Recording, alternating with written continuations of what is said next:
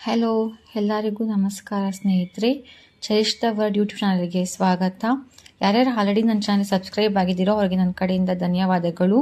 ಯಾರು first time ನನ್ನ channel visit ಮಾಡ್ತಾ ಇದ್ದೀರೋ ಅವ್ರು ಪ್ಲೀಸ್ ಒಂದು ಲೈಕ್, ಶೇರ್ ಆ್ಯಂಡ್ ಹೆಚ್ಚಿನ ವಿಡಿಯೋಗಳಿಗಾಗಿ ನನ್ನ ಚಾನಲ್ನ ಸಬ್ಸ್ಕ್ರೈಬ್ ಮಾಡ್ಕೊಳ್ಳಿ. Thank you. ಇವತ್ತು ಈ ವಿಡಿಯೋ ಮಾಡ್ತಿರೋ ಉದ್ದೇಶ ಏನು ಅಂತಂದರೆ 2026 ಮೇ ತಿಂಗಳಲ್ಲಿ ಬಂದಿರುವಂಥ ಸಂಕಷ್ಟಹರ ಚತುರ್ಥಿ 5ಕ್ಕ ಇಲ್ಲ 6ಕ್ಕ ಅನ್ನೋದು ಸುಮಾರು ಜನಕ್ಕೆ ಗೊಂದಲ ಇದೆ. ಆ್ಯಕ್ಚುಲಿ ಹೇಳಬೇಕಂದ್ರೆ ಮೇ ತಿಂಗಳು 2026 ಸಂಕಷ್ಟ ಚತುರ್ಥಿ 5ನೇ ತಾರೀಕು ಮಂಗಳವಾರ ಬರ್ತಾ ಇದೆ. ಈ ಚತುರ್ಥಿನ ನಾವು ಅಂಗಾರಕ ಸಂಕಷ್ಟಹರ ಚತುರ್ಥಿ ಅಂತೇಳಿ ಕರಿತೀವಿ.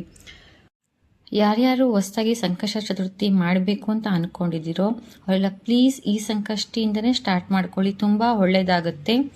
ಮತ್ತು ಈ ವೈಶಾಖ ಮಾಸದ ಅಂಗಷ್ಟಕ ಸಂಕಷ್ಟ ಚತುರ್ಥಿ ಮಾಡೋದ್ರಿಂದ ತುಂಬ ಫಲಾನುಭವಗಳನ್ನ ಪಡೆಯುವುದು ಸಹಜ. ಈ ಸಂಕಷ್ಟ ಚತುರ್ಥಿ ಬೆಳಗ್ಗೆ ಸುಮಾರು 5:25 ಮೇ 5, 2026 7 ಗಂಟೆ 52 ನಿಮಿಷ ಮೇ 6, 2026ಕ್ಕೆ ಸಂಕಷ್ಟ ಚತುರ್ಥಿ ಮುಕ್ತಾಯವಾಗುತ್ತೆ.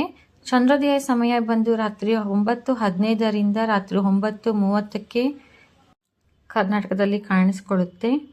ಬೇರೆ ರಾಜ್ಯಗಳಲ್ಲಿ ಸ್ವಲ್ಪ ಸಮಯ ಹೆಚ್ಚು ಕಮ್ಮಿ ಆಗಬಹುದು. 9:15ರಿಂದ 9:30 ನಂತರ ಚಂದ್ರೋದಯವನ್ನು ವೀಕ್ಷಿಸಿ ಸಂಕಷ್ಟ ಚತುರ್ಥಿಯ ಉಪವಾಸವನ್ನು ಬಿಡಬಹುದು.